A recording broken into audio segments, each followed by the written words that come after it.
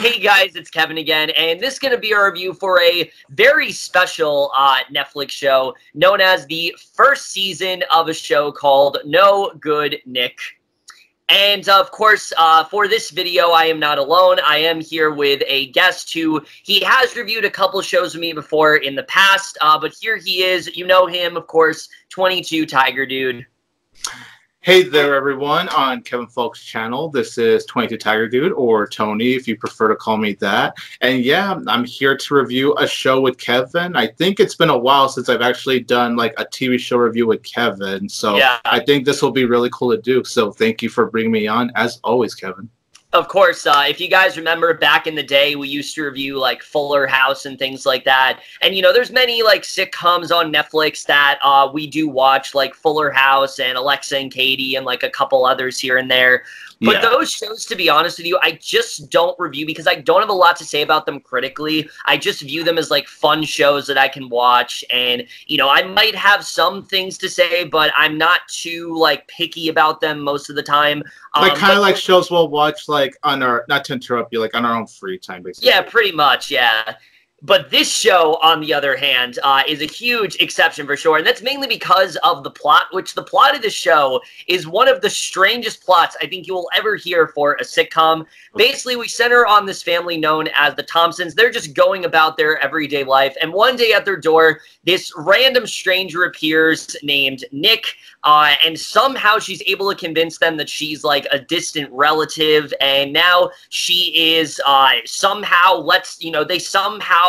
I don't know why they let her stay at their house and things like that. But what they don't know is that Nick actually has a lot of ulterior motives and is secretly in a plan to bring down the Thompsons in an effort to get her dad released from jail. And that's really all I'm going to say. So from that plot line alone, I knew two things. One, I had to watch this show with this guy right here. This is a show that we had to watch, and I didn't tell him what it was about. I'm like, Tony, you are not going to believe what the show is about. We need to sit down. We need to watch it. Two, I knew we had to review it because just the idea of this show being a thing I thought was pretty hilarious. So here's the thing, though, with this show.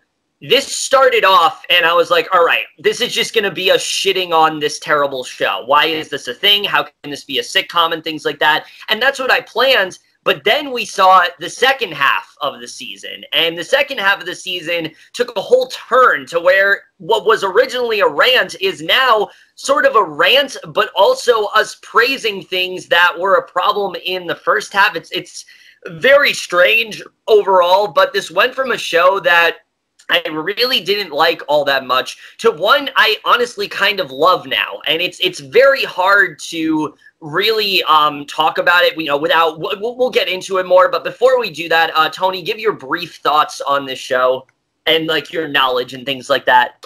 So yeah, I found out about this show and I knew nothing about it, like Kevin said. The only reason I was curious about it is because it had Melissa Joan Hart and Sean Astin, and you know I really like those two. So I was like curious, but like plot-wise, I literally knew nothing about it. And when Kevin told me about it, I was like, you know what, man? Don't even say anything. Let me just experience it for myself. I see the first episode. I see the opening scene. Literally after the opening scene of the first episode, I was all like, this is the plot for the show? Okay, then. And so, yeah, as Kevin has already stated, we have been watching the show, part one, which was like back in like April or May that we watched it together. And then, you know, just now part two we watched together.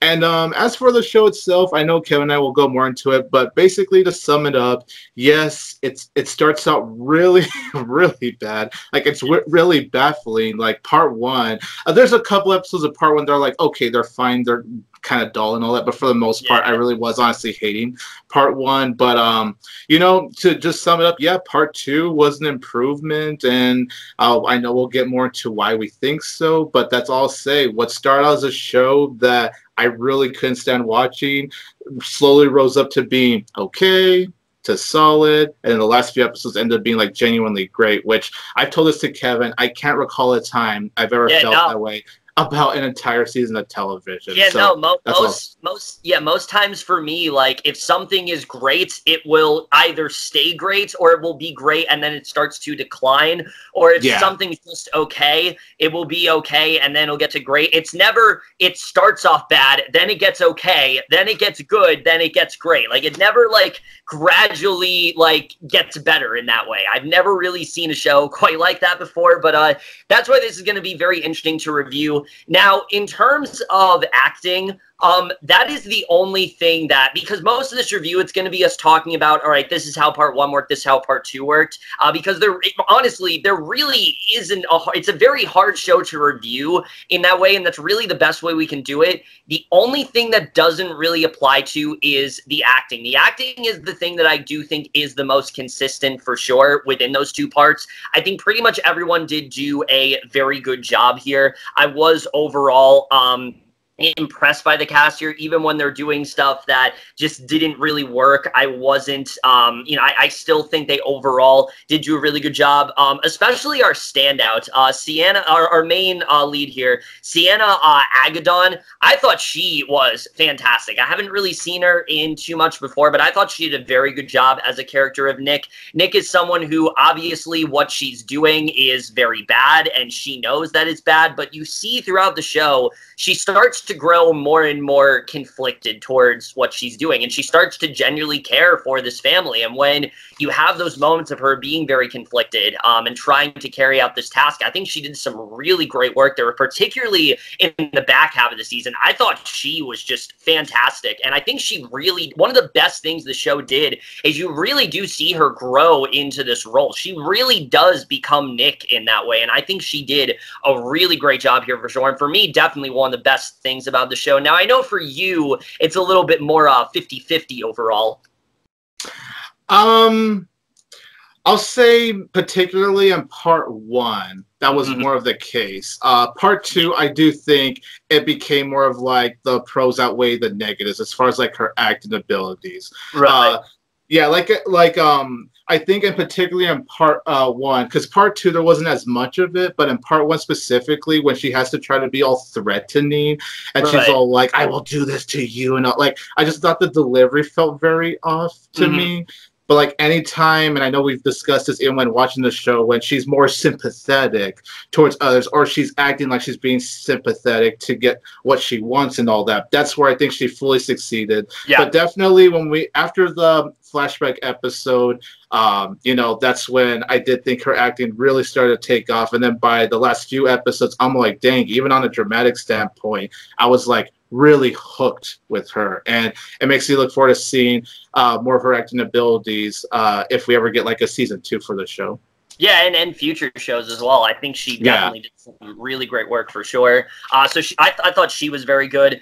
The other big standout for me besides her was Kamala Epstein. I'm sorry if I'm pronouncing his name wrong, but he plays the character of Jeremy. I thought he was fantastic. This could be a character that can get very annoying because he's pretty much on to Nick from the second that she arrives. He just isn't really believing what she's doing. He's not buying into like her bullshit and things like that. And he does a really great job. You can see how relentless he is on getting these answers and going and doing whatever he can to get to the bottom of things. But you also genuinely really do care for him as a character. He really does grow without spoiling too much. He does really grow as a character. And I thought he did some really great work here. And I was very impressed by him as an actor. Yeah, same here with me. Already, like, especially from the start of the show, I already thought his acting was, like, really good. Not just the acting for him, but the character, too. Because one of my biggest issues with part 1 was that everyone except for him was pretty much a bumbling idiot. Like, the fact that they were willing to believe anything that Nick told them. And, like, "Oh, Nick, you're such a good person." I was just like, you gotta be kidding me. But the fact that he wasn't dumb in part 1, the fact that he was on to Nick, and just how he acted whenever he's trying to discover new things about Nick, I thought he did a very impressive job with that. But what he did in part 2, without spoiling anything, I thought there was a lot of very impressive stuff, especially in one particular moment that's definitely very important. I don't know if we should say it or not. We'll get to it in the spoilers, yeah. Okay then. But yeah, I'll say overall, especially from the start of the show, he really, really impressed me.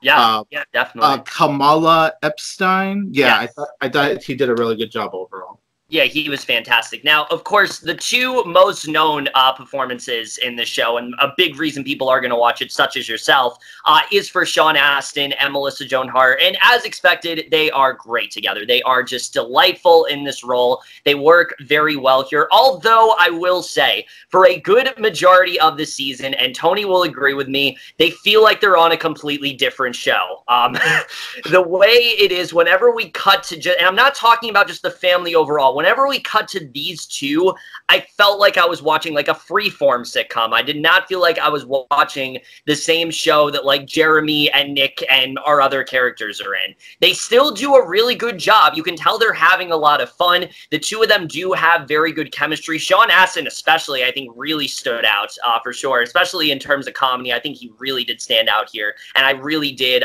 like him in this show. It's just, for a good majority of the season, they do feel like they're kind of on a different show. Eventually, they do fit in much more organically, and especially Melissa Joan Hart, she gets a lot more dramatic material in the second half of the season, and I think she did do some really great work, especially with what we find out about her. Without spoiling too much, she has done some things that it could make her come across as very unlikable, but Hart is able to do enough to where, even though she has done a lot of really fucked up things, you're able to kind of get behind it because of her acting. And I think she did some really great stuff overall. And the chemistry between those two is infectious. The family overall, I think, works very well together. And I was very impressed by those two for sure. And I'm sure you will agree, considering that they were one of the big reasons you watched this show in the first place.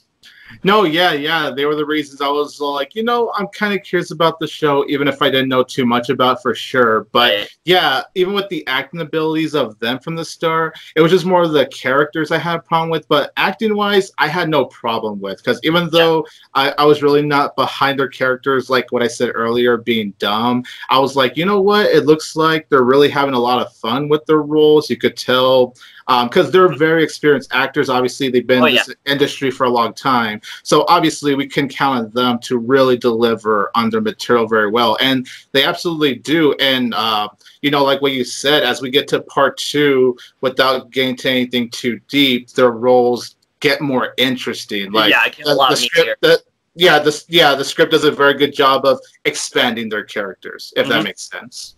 Yeah, so they did a really good job.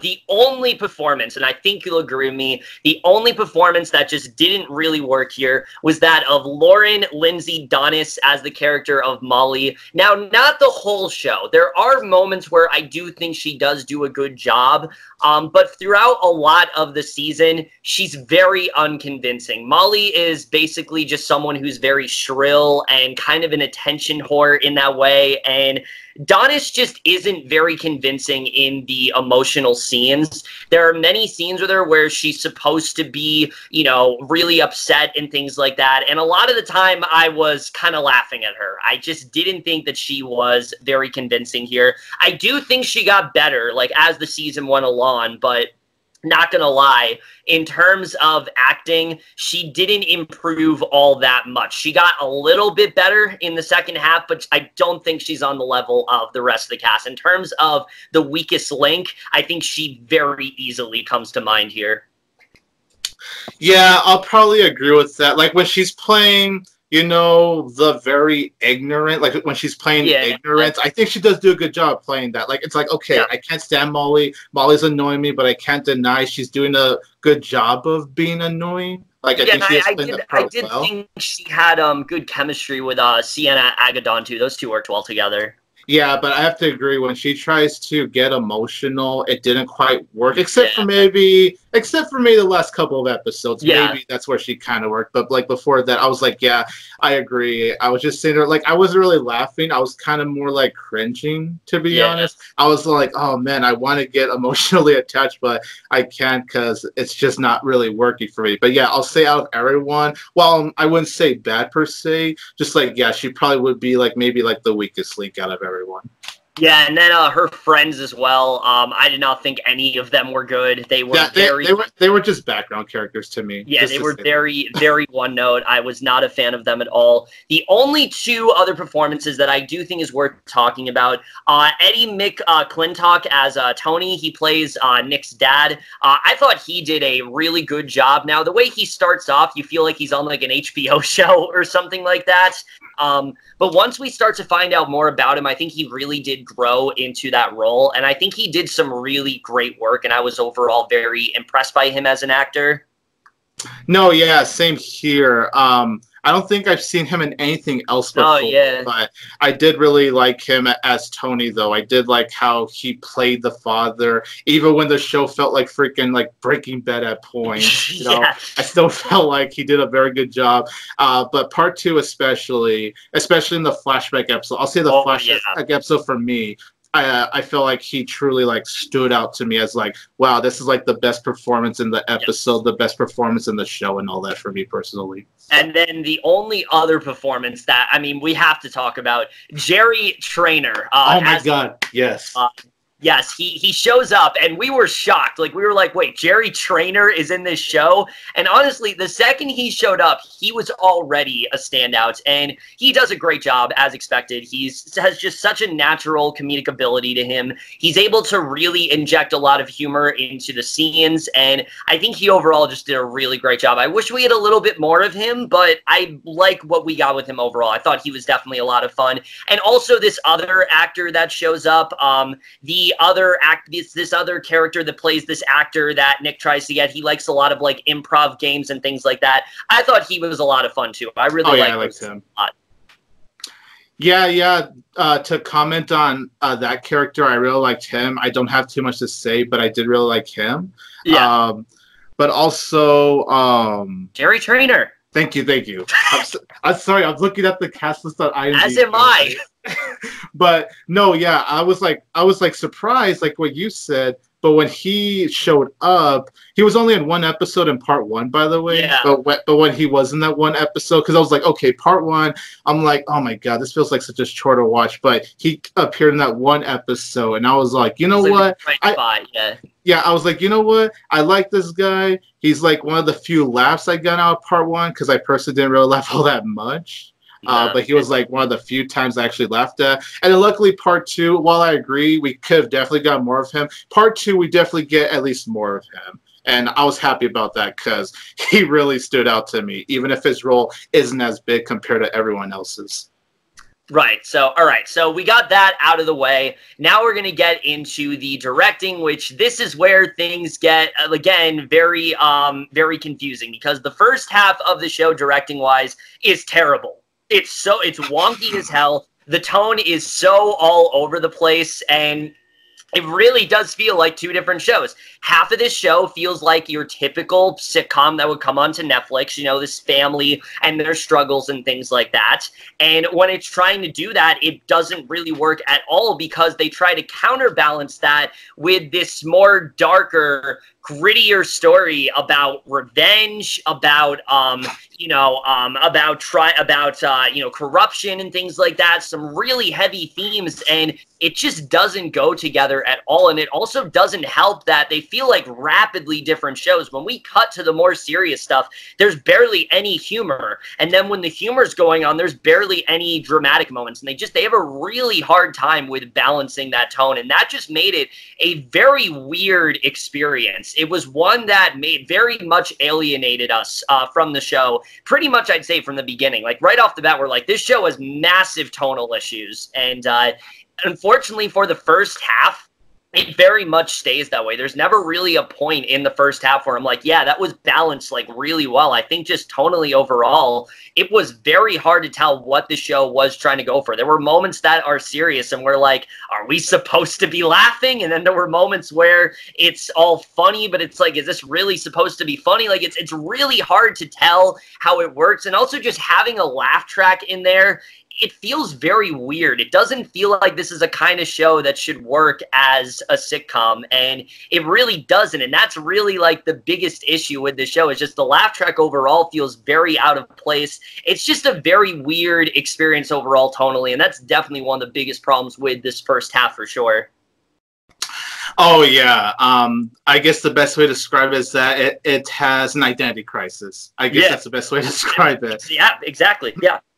Yeah, I agree with you. I think part one, even a little bit of part two, like maybe the first, like maybe 3-4 episodes of part two, I even felt like kind of suffered with that.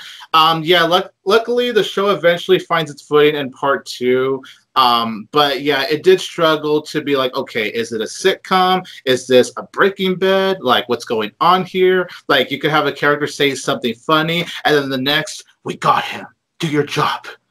It was really weird. It was very off-putting, and I know when me and you were watching part one, especially, we're just all like, what? Like, yeah, supposed to be feeling here. Yeah, so hopefully now that I think the show's found its footing, hopefully part two can maybe have that balance. But yeah, for a majority of the season, yeah, it was really having that identity crisis issue. Yeah, because getting into part two directing wise, it's a lot better, I thought. I think they really settled into it quite well, and especially because the dramatic moments, while they are dramatic, it's not as heavy-handed as it was in the first season. It feels much more natural in that way. You know, suddenly Sean Astin and Melissa Joan Hart, they don't feel like they're on a different show. They feel like they fit in there, and I think they did a much better job with that for sure. So yeah, directing, while that still is a massive issue for the first half, the second half, it really does get a lot better. There were moments where I was talking to Tony, I'm like, why am I laughing at this? And why is this show actually getting me to laugh? Why am I actually finding this funny? Why is this moment actually working for me? Like, I really do think, I would say the episode before the flashback episode, that's when they really started to get a lot better for me. And that's when I think it really started to find its footing more. And I think they did a good job with that overall. So yeah, that's really what we got to say about the directing. Now, the writing for this show, that is, there's a lot to talk about for sure in terms of writing. Now, you already touched upon this. This family overall, the first half of the show are fucking idiots. Minus Jeremy. Minus Jeremy, everyone in this show is just a fucking idiot. The fact they actually are buying what Nick is doing, when it is pretty obvious that she is not who she says she is. Even from the beginning, like the way she's able to fool them into making them think, oh, I'm a distant relative of yours, is laughably stupid. And the fact that they actually buy into it is ridiculous to me. It doesn't make any sense. There's really nothing that Nick does to make it seem that way. The only one that kind of works is with Molly, but even at that, their friendship feels really rushed. It's like they have one incident that occurs, and then suddenly they're like best friends, and it just doesn't really work as well. And that's why the Jeremy one works a lot better, because he's on to Nick pretty much from the start. You know, she's always on his radar. He's trying to get all the information that he possibly can on her. But besides that, even though Nick is genuinely getting closer to this family, and because of that, the lying does stop, when she's first conning them, it just doesn't work at all. And I don't really understand how the family is this gullible in that way. I understand plot-wise it needs to happen, but they don't really do much to make it believable in that sense. Like, it seemed pretty obvious that Nick was being deceitful, and I don't really understand how she was able to pull a fast one on them like she was. No, yeah, I pretty much said everything I had to say regarding that, but yeah. I had a major issue with how just stupid a majority of these characters are. And like you said, even the friendship with Nick and Molly, that felt very rushed to me. I was just all like, really? We're already at that point of the show? Like, you're not going to dig more into, like, Nick and all that? It's just like, okay, cool, we're friends. I don't know if you're going to kill me or not, but, you know. Exactly.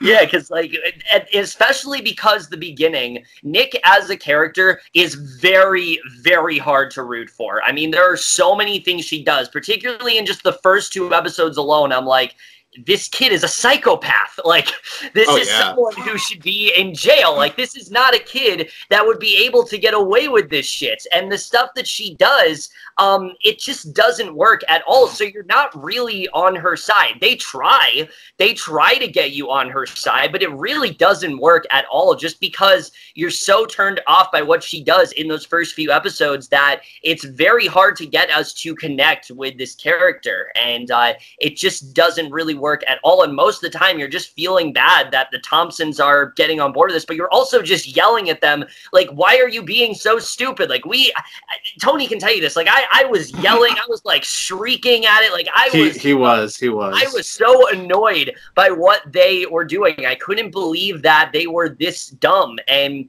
again, when you contrast that with the serious stuff that Nick is going through, it just doesn't work at all. And that really ties into the whole identity crisis thing. And I think that definitely was a big issue for sure. So yeah, the first half of the show, it doesn't really work at all. There are many revelations that occur that should be shocking, but they're not at all, because, well, we know Nick is up to no good. It's literally the title of the show. So like, why is this shocking? Like, it doesn't really work at all in that way. So yeah, that's definitely a big problem here. But then we get to the second half, and that's when things get a lot better. We start to dive a lot more into Nick's past, and I will pretty much say, after we dive into this, pretty much, not all, but a lot of Nick's motivations are a lot more understandable. We see the connection that she really has to the Thompsons, because pretty much from the beginning, we know the Thompsons are somehow connected to her father being in jail, but we don't really know what led to it. We finally get to see it in the second half, and I said this to Tony, even though I can understand why they did the flashback episode when they did, I really wish this came earlier in the season, or at least kind of hint at it, because if they hadn't done that, I feel like Nick would have been a much more understandable character. Like, we could get on her side a lot more, because after this, the entire show shifts its focus. Now it's no longer Nick is evil and the Thompsons are the victims. No, now it is Nick is the victim, and the Thompsons are not evil, but they've committed a lot of wrongdoings. There's a lot that they've done that have caused Nick to be where she is, and because of that, you are way more on board with her at that point. The whole show pretty much gets better after that flashback episode, and again, even though I understand why they did it when they did, I really do wish it happened a lot earlier, because then after that, we start to dive into a lot more like what the Thompsons have done too, and it just makes the whole show better overall, and it kind of sucks that we didn't get that earlier on.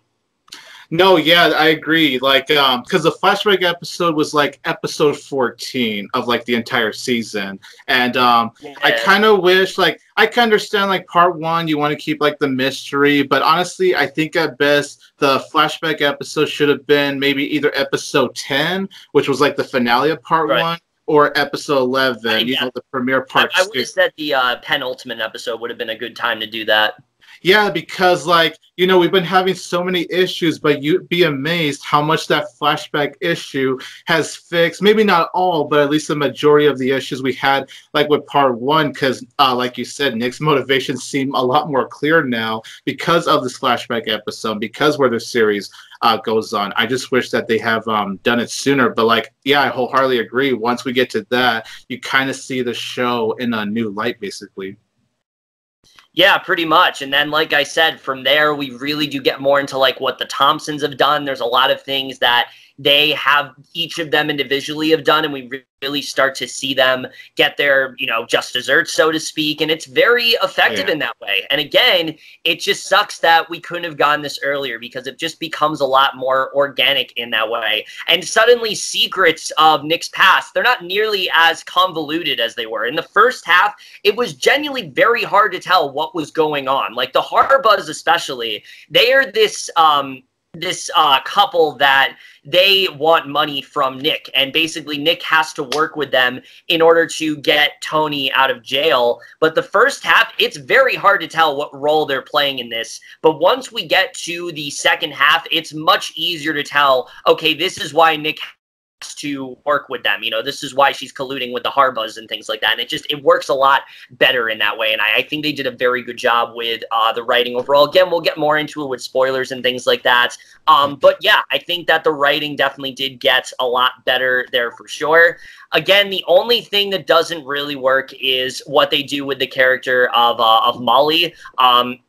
It gets a little bit better in the second half, but still, Molly as a character, her development does feel very rushed in the second half. It feels like the only reason she gets to where she does is because the script demands it. It doesn't feel like the character herself got to this place naturally. It just felt a little bit rushed, and it works because they're able to get you to understand why she feels this way, but it doesn't change the fact that it did feel a little bit rushed in the way, and I think you'll agree with me on that for sure. No, yeah, I wholeheartedly agree. Yeah, part two, because, you know, like with part one, you know, she's still annoying, she's still ignorant, and part two, even with a lot of things being more resolved and more clear, she was still the same character in part one. And it wasn't until last 2 or 3 episodes was like, oh, now she's going through a change. And while it's nice that she's actually changed, because hopefully this means in season 2 we'll like her a lot better. But I agree. But I agree that it did feel rushed, and it doesn't feel quite as earned the way they you know, develop her from being like, oh, she's annoying and bratty and only cares about herself, to like, oh wow, she's actually caring about her family and even Nick. Yeah, there's also in the second half, something else I had a problem with is this character of Will. He comes in and he's working with the Harbuzz, and there is a very forced romance with Nick, pretty much from the scene. You can tell these two are going to have something going on, and it just doesn't feel very convincing. It feels very shoehorned in that way, and I don't really think they did a very good job with him. They give him more of a purpose in the final episode, but up to that point, I'm like, why is this character even here? What's really the point of him other than we can see there are other kids that have to work for the Harbuzz and things like that? Like, that's really the only thing that he plays up to that point. But once we get to like literally the last episode, then he becomes a lot more purposeful. But up to that point, he's basically just a love interest for Nick, and it just doesn't really work at all. And I also don't really feel like it's that needed. Like, she already has enough people to go to for emotional support. I don't really understand why we needed him here. He just felt a bit shoehorned in that way. Yeah, you pretty much said everything I have to say. Like, I can't really add much more to it. But, like, yeah, I didn't really see, well, aside from, like you said, the final episode, I don't really see why he's in here. But now that we saw how he went in the final episode, I'm kind of curious to see now what his role will be in season 2 now. Yeah, for sure. So, yeah, that's pretty much everything we have to say writing-wise, minus spoilers and things like that, which we will get into. So that overall that's pretty much all we have to say writing-wise. Now, in terms of cinematography, there isn't really a ton to say because it is, you know, your basic sitcom. There are some really good shots, though, particularly in the flashback episode. I thought there were a lot of really cool shots there with what they were doing. There's this one... They pull Alejandro Iñárritu. Yeah, there's this one like lawn take they do that I thought was really cool overall. I don't want to get into it too much, but I did think they did some cool stuff with that. Overall, though, it's a pretty basic show in terms of cinematography. There isn't really a ton to talk about on the technical side of things, although I will say this show does something very strange in its second half, and it's not for every episode. And this is mainly an editing issue. It's not really a cinematography thing, but it does kind of tie into that. There are moments in the show where you think the episode's about to end, and then we just have another scene, and it fades to black, and I kept telling Tony, like, is this supposed to be, like, was this supposed to be a show on, like, Disney Channel or something? Like, why are there moments where it feels like there's supposed to be a commercial break, but there's not? It's very strange the way they go about it, and that unfortunately did not get better in the second half at all. Yeah, like, especially with the music, like, it fades up like, woo, and then we're already back to the next part. You're like, oh, well, that was a very nice non-commercial break. Yeah, it was very, very strange the way they go about it. So yeah, that was a weird sort of thing. And then the score, not much to say there. I overall really did like the main score, particularly when things are getting really intense. I actually did like the score there for sure. The intro, on the other hand, that's pretty much a meme amongst us. Anytime it played, we're like, oh, best intro ever, because yeah, it's barely even one. It's like 9 seconds of music, and then it just cuts to the intro, and it's lazy as hell. Not much else to say there, but yeah, I overall did enjoy the score. And then the editing for this season, the first half, it's very, very sluggishly paced. There are episodes that move at a snail's pace. It is very hard to get into, again, with the identity crisis and things like that. There are moments of the show. Oh, Tony's leaving me. He just doesn't want to talk about the show anymore, I guess. Oh, you could keep going. I'll be back. Oh, okay, but all right. There are moments of this show that feel very fast-paced, like a sitcom, but then there are moments that are trying to be a lot slower, and again, similar to a lot of the show, it doesn't really have a firm grasp on its pacing very well. A lot of it does feel very rushed in that sense. And the second half, that's also kind of a problem, but I do think it was a lot better paced for sure, particularly in the last 2 or 3 episodes. I thought overall were really well paced. It's really just Molly's storyline. That was really the only thing that I thought was rushed. Everything else in the second half felt very natural. The pacing was, even in the episodes we didn't really like in the second half, I still thought they were paced pretty well overall. It's mainly just the first half where I thought the pacing really wasn't good at all. Yeah, like the first 3 episodes of like part 2, right? Yeah. No, yeah, I would agree. Like, yeah, it's funny how the part 1 felt so sluggish. Like, you're all like, oh my god, I'm really not being entertained. But like part 2, like even when I still was like in the groove with the show, when we get to the first episode, part 2, I'm like, you know what? I'll give it this. I'm definitely not as bored compared to like part 1. Like, I did feel a little something there. Yeah. So yeah, that's the other thing I do want to credit part 2 as well, is just the fact that it is overall better paced. Like editing wise, yeah, I think they could have done more work there. But I'd say aside from like the fade to black stuff, that's really unnecessary, and I hope they fix that for season 2. Aside from that, yeah, I will say part 2 is like definitely a lot better paced, even with like the lesser episodes. Yes. Now, the only other thing to talk about, though, before we get to spoilers, which we are going to talk about in a minute, I just got to say this right now, I don't know who does the show. I don't know who's in charge of the editing, but please, if there is anything to change in season 2, stop the silent credits. Please, just stop. It's awkward. It's weird. I hate it. I absolutely hate it. Like, I don't know why. I don't know who made the decision to end the show on just completely silent credits. It's very odd, and I hate it. It's one of the weirdest things I've seen. No, yeah. What he said, basically. Yeah, it's... I hate it. I really hate it. But all right. So now that we've gone into basically everything we can without getting into spoilers, now we are actually going to get into spoilers. So if you haven't seen No Good Nick, I would recommend it overall, but just stick with it. Like, it's a show that you need to stick with. If the first half isn't grabbing you, then just stick with it. And I think eventually you will overall end up enjoying it. So, you know, that's really what I got to say. But now we're going to get into the spoilers, of course. So we have to talk about this flashback episode, because that pretty much, like I said, changes up the whole dynamic of the show.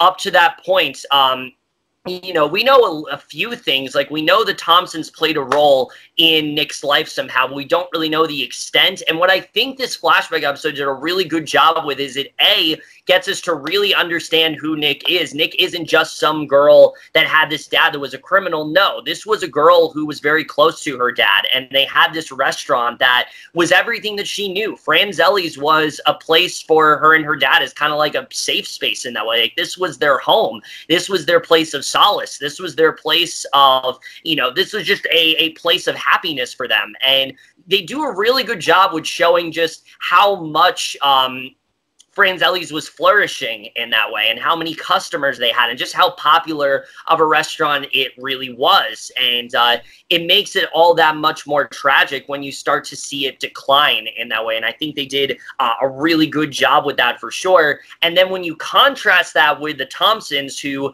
you know, we knew obviously Liz had this job at, you know, Crescendo's, but what we didn't know is that Crescendo's was at the point where it was kind of going under. Like, they didn't really have many people at all. And Liz, in an effort to get more patrons and things like that, she starts to do some things that are a little bit unjust. She starts to kind of sabotage Franzelli's in that way. And it gets us to show that the Thompsons are not perfect. And I really like seeing that, because up to that point, they pretty much portray the Thompsons as this really nice, just perfect family.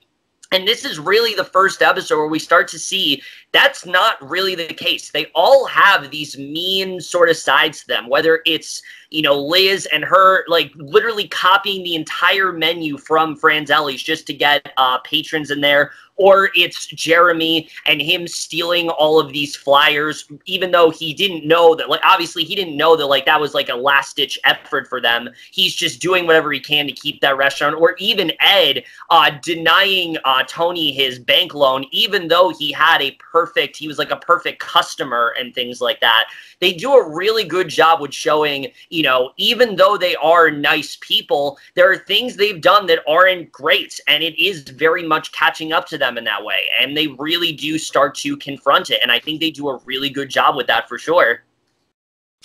No, yeah, basically what you said, honestly, you took the words right out of my mouth. It was cool to see that the Thompson family, that they're just not who we thought they were in part one, you know, just this nice family, you know, like any other family out there. No, we saw that, yeah, like, it's kind of cool to see it from both of their point of views, because we saw how much they've done to Nick, and then we're seeing how much Nick has caused their lives. So it's cool to see, like, from two very different point of views, like, just how, like, wow, it's amazing how someone's actions, or more than someone's actions, can affect a person, or even more, or a family's life. And that was something that I found to be an interesting element of the show. And while, you know, it was rocky its execution at first, eventually where it led to part two, I was like seeing these two different perspectives. And even if you didn't agree with what the Thompsons did, and trust me, you don't agree with what they do. You're all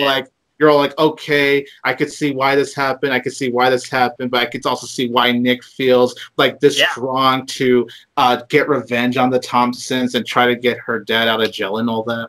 Yeah, and that's exactly what I was going to say. Like, you really do get to see both sides here. Nick is not someone who is just a criminal. No, she is very much a victim in this situation. This restaurant, like I said, was all she knew, and just having it all be taken away from her in what seems like an instant is devastating to watch. And especially the scene that really got to me is when her dad has to start doing all of the, you know, bank robberies and things like that just to keep his restaurant open, seeing the lengths that he was willing to go.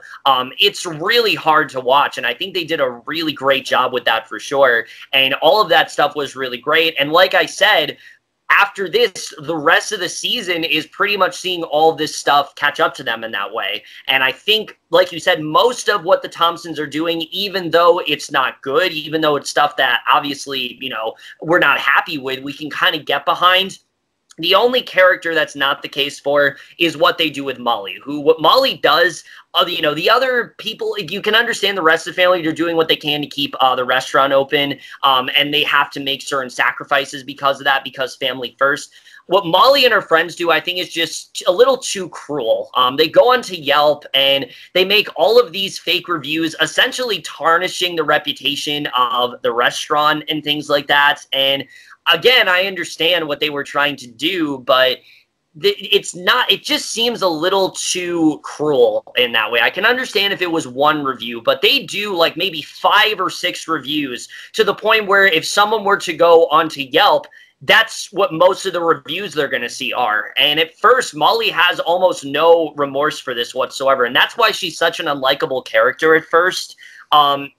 And that episode was, while it was annoying me, I like the fact that they were not trying to make the Thompsons look like the good guys in this situation. Because after that, I was like, all right, how are they really going to do this moving forward? And they show that the Thompsons, you know, they haven't really taken accountability for what they've done. Even though they are nice people, there's a lot of things that they haven't really seen it from Nick's point of view. They see it as Franzelli's was the competition. You know, we had to do what we can to survive.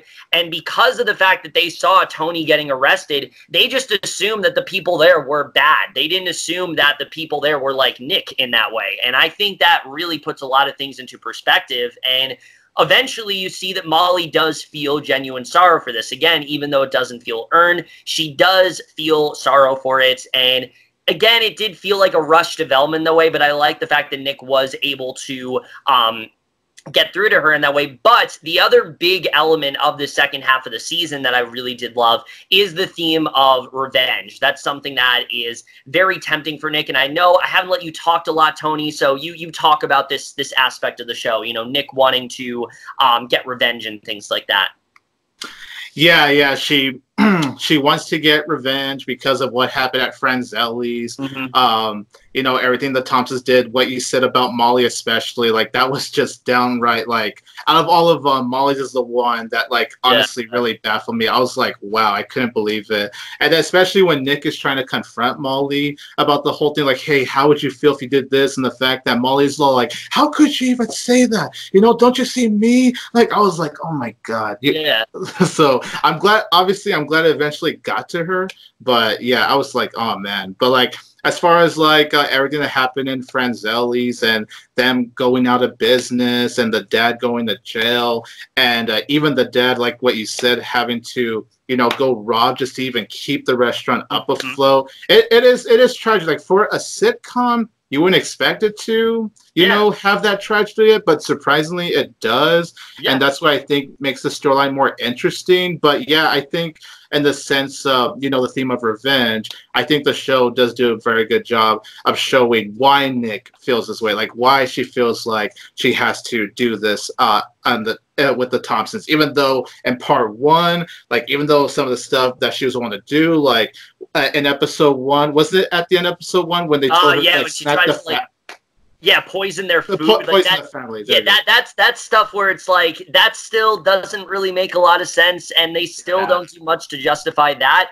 But what I did like about the second half is that they don't try to make Nick's revenge seem like a good thing. They very much show that Nick is going too far, and that there's a lot of things that she's doing that she doesn't want to do, but she feels like she kind of has to do. Todd very much tempts her to do it, and pretty soon, like, Molly's her, like, followers, she ends up losing all of them because of this video that Nick leaks, where Molly talks about how she's really upset with what her friends are doing, and how they're not listening to her and things like that. And that's one of the things that really annoyed me about Molly, with how much she had to be the leader. She had to be, like, in charge of everything. That was very annoying for sure. And especially when talking about scenes where Molly's acting, the actress who plays Molly isn't very convincing. The scene where she loses all of those followers was very cringy, and not in a fun way. It was legitimately very hard to watch, and I don't think that works very well at all.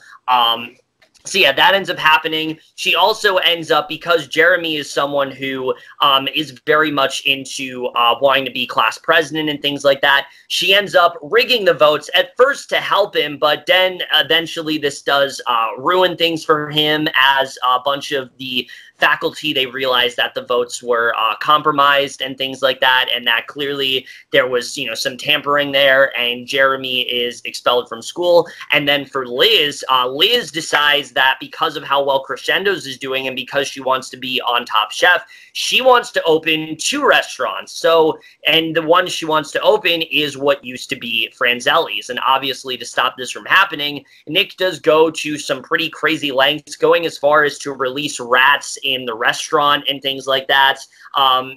And again, while in the first half, I would just be baffled by what she's doing, here, I can understand what she's doing. And even though, you know, she is doing these things, the show does not try to make it seem like a good thing. You can tell that Nick feels horrible for what she's doing. They really do a good job of showing that, though the Thompsons are loving towards Nick, they have not let go of the hatred they have for Franzelli's, and you really do see that with Liz. There's a lot of things that she does that you can tell she knows aren't good, but she has to do in order to keep her restaurant open. And I really like, and I think, you know, unlike Molly, Liz's development feels very natural in that way, because you can tell that she knew what she was doing was wrong, but she just never really looked at it from that side before. And I think they did a really good job with that overall. So then the other thing to really talk about is, of course, with Jeremy.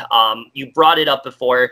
There is a huge development that takes place in the second half of the season where we find out that all this time he has actually been closeted. He is, in fact, gay.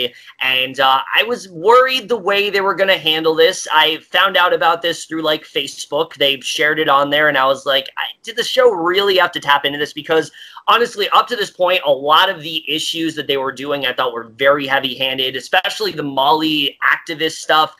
Tony can tell you that was, like, my least favorite aspect of the show. I was so irritated. Mine too, to be honest with you. Yeah, I was so irritated when they started to dive into those things. But the Jeremy stuff, I thought, was actually really well handled. They do a really good job with showing Jeremy and the fact that he's afraid to say this to his family because he's afraid of, like, you know, what they're going to say and things like that, and how Nick has to now hold on to the secrets. And it really strengthens their relationship. Suddenly, someone that Jeremy saw as the enemy, he now is genuinely starting to see her as a friend. And you don't see him as stupid now, because you know that Nick is getting closer to Jeremy. She is starting to look at him more as a friend in that way, and it really does work. And when he eventually does come out to his family, it's honestly very sweet. I really like the way they handled it, and I feel like that's something that could have felt very heavy-handed, but it actually worked quite well, and it was probably one of my favorite parts of the season, to be honest. Yeah, that was the moment I was referring to earlier in this review when I said, should this be the moment we bring up? And now we can talk about it. But I was actually very surprised. One, it was something I didn't expect them to touch upon. Yeah, but like once they did touch upon it and seeing how they executed it was very nice. And like where I said earlier, where the actress really excels when it comes to being sympathetic, that's one of those moments where, you know, you could tell that she did care about Jeremy and, you know, how he wants to approach, like, coming out. And that whole moment I thought was honestly beautiful. It was very touching, very sweet. And then when we get to the last episode, when Jeremy's like, okay, I'm ready to come out to everyone in the family, how's he going to do it? I thought that was executed very everything. Yeah, that it was funny, obviously, but it was also very sweet at the same time. Yeah, it was very good the way they handled that. And then, of course, the last thing to talk about before we get to the finale, which there's like a million things to talk about there, we have that great scene in episode 8, which this was probably, out of all the scenes that I think the actress that played Nick had, this was maybe her strongest scene, when she's talking to her dad and he is insistent on, you know, you have to hurt Ed. Ed is the last person to take down, but you can tell that she doesn't want to do that, you know, because Ed and her are growing close. You know, he's kind of looking at her as a daughter. He's even at a point where he's ready to just adopt her and things like that. But you know, Tony is insistent. She needs to take down Ed. She has to do what she can to do that. And though she does follow through with the bank heist, she tries to keep Ed as uninvolved as she can. Unfortunately, it doesn't work out, though, because at that exact moment, that's when Molly and Jeremy, they uncover Nick's true identity, because Molly was very skeptical of her. Jeremy, as well, was very skeptical of her, especially with her smearing his campaign and things like that. He really started to think negatively towards her again, and that's when everything just comes crashing down, and it's just devastating to see. And again, the first half, I would not have said that. I would have said, you know, Nick deserves this, but you see that she genuinely is starting to get closer to this family, and it is doing a lot for her, and it's just really sad to see what ends up happening there. Just her just completely losing everything in that sense, and her having to eventually just tell everything to this family, and them not forgiving her as well. That was also very surprising, because the first half, they would not have done that. It felt like the first half, they'd be like, all right, that's fine. But no, they are genuinely upset with her. They feel like she betrayed all of them. And I really love that moment where, you know, they now look at her as a criminal. And though Liz and Jeremy finally they're kind of understanding her motivations. You see Ed especially is just done with her. He wants nothing to do with her at that point. And I thought they did some really interesting stuff there for sure. Yeah, and it's interesting when you compare Nick in part 1, Nick in part 2, because in part 1, I'm just all like, man, why am I following this character? This is one of the worst characters of the year. I really can't stand this character. And then part 2, you know, everything happens, and you're just like, wow, I actually feel sympathy towards this character. Like, it's crazy how a show can just turn around like that.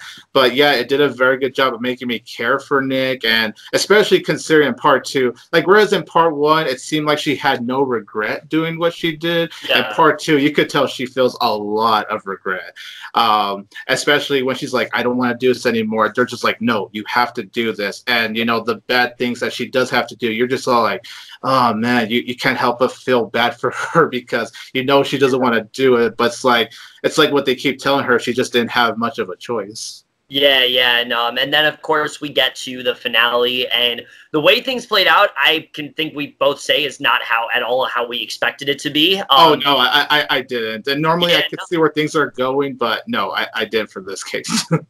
So basically at this point she realizes, all right, I don't have a choice. You know, I have to do this one last heist pretty much, and the Harbaughs tell her specifically what she is to do. You know, they're gonna break in, they're gonna take all the jewelry and things like that. She gives them their car keys, and it seems like everything's going to plan until we realize that the Thompsons aren't actually asleep. She has, in fact, told them to fall asleep in an effort to arrest the Harbaughs, so she can do this in a way where she doesn't sully her, you know, relationship with the Thompsons. They still look at her in a positive way. Even if it's the last time she's going to see them, she wants to end it on a good note. And I really love seeing that. The progression of her especially was very strong there, and I really love the way that was done. And Sam and Dorothy were characters that I honestly never really cared for, so seeing them arrested was really great to see. I'm glad we don't have to deal with them anymore, at least at this point, we don't think we have to. We'll get to what ends up happening at the end, where we're not exactly done with them yet. Yeah, so I thought that was definitely really great for sure. But Nick, at this point, you know, even though she's told the Thompsons pretty much everything, she still feels enormous guilt. She ends up running away, and it's a very devastating scene. You know, she leaves them this note, and basically, you think that they're at the point where they want nothing to do with her, but no, they track her down, and that moment where she's at the train station, you think it's going to end there, and like, we were ready to end the episode, and we were like, all right, that's the end. It's not. This is the only time where the fade to black actually works, because they make you think that this is the end of the season. They make you think it's going to end on this very devastating note, but no, they do end up finding her, but not before Will drops this bombshell. And this bombshell is pretty much the only thing that's going to keep the show open for a season 2. Basically, we find out that the Harbaughs actually knew Nick's mom, and they clearly had some sort of relationship before Nick was born, going back as far as to when Nick's mom was her age, which is a very interesting development. I'm not really sure how they're going to pull that off, but we'll have to see. What did you think about that twist overall? The twist was definitely something I didn't expect. I mean, on top of everything we see in that finale that I didn't expect, I thought it was a very well done twist, and I think it could be a very interesting direction for whatever the writers decide to do with season 2. Yeah, because like we know a lot about her dad, obviously. We don't really know much about her mom, and I think there's a lot that we can explore there for sure. You know, we don't know too much about their relationship and things like that, and I'm definitely excited to explore that for sure. So yeah, that was definitely a very interesting development.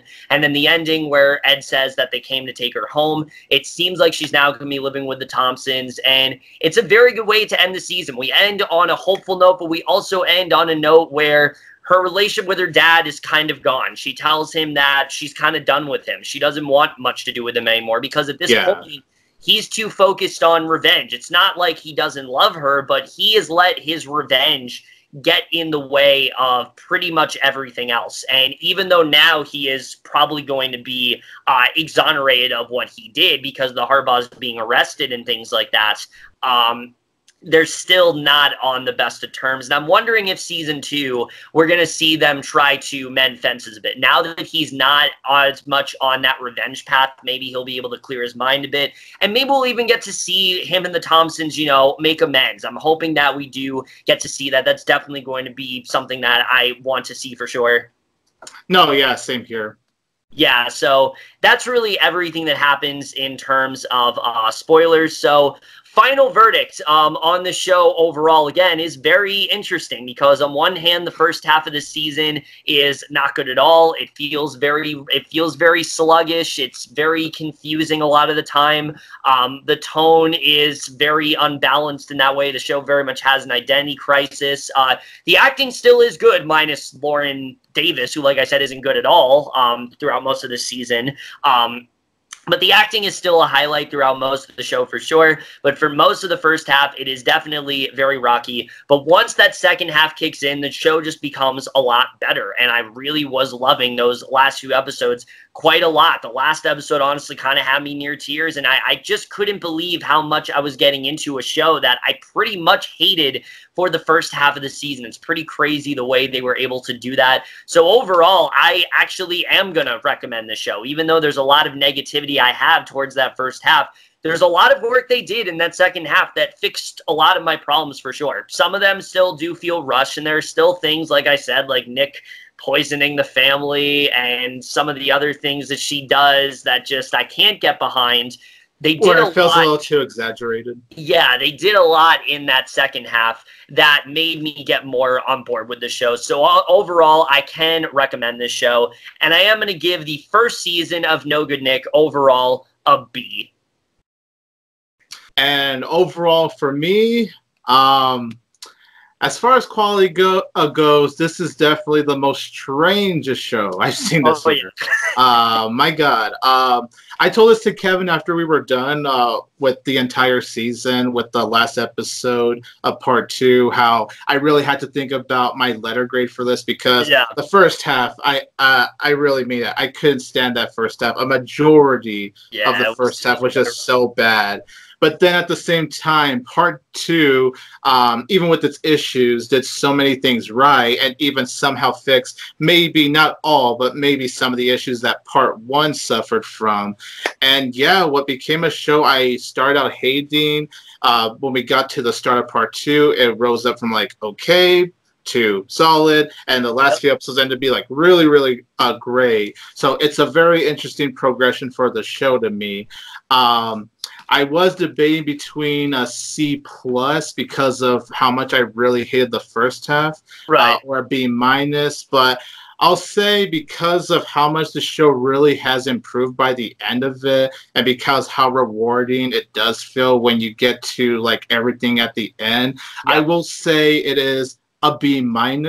So I'm very comfortable saying it is a B- overall, and I agree with Kevin.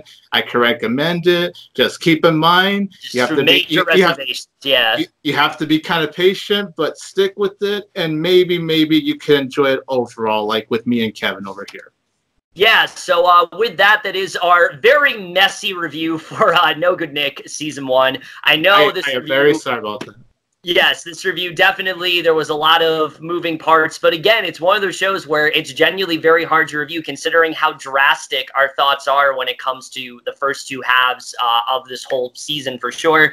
But before we do end things, I do want to thank my guests here once again.